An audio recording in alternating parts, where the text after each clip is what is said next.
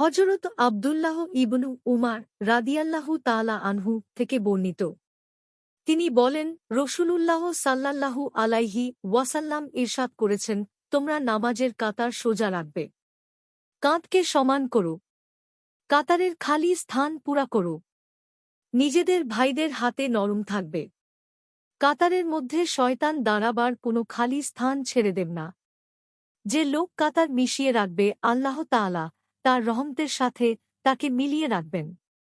আর যে লোক কাতার ভেঙ্গে দাঁড়াবে আল্লাহ তাআলা তাকে তার রহমত থেকে কেটে দেন।